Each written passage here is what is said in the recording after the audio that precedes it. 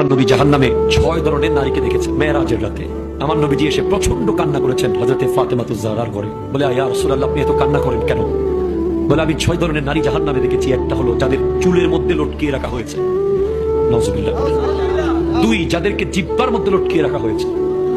3, যাদেরকে হাত পা বেঁধে সাপ আর বিচ্ছু ছেড়ে দেওয়া হয়েছে।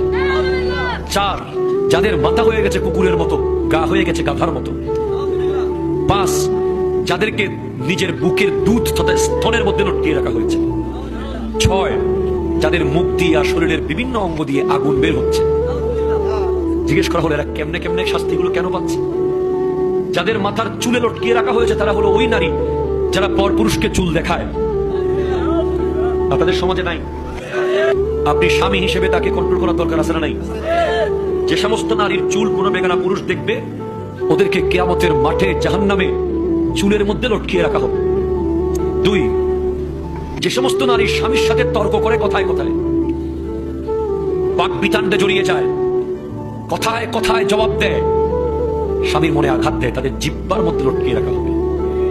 জানিয়ে দেবেন আপনার ওয়াইফকে। যে সমস্ত নারী পরকীয়া সম্পর্কে লিপ্ত এবং বিয়ের আগে বিবাহ বহির্ভূত প্রেমে লিপ্ত, এ সমস্ত নারীদের বুকের দুধের স্তরের মধ্যে প্যারাক মেরে লটকিয়ে রাখা হবে জাহান্নামে। নাউজুবিল্লাহ।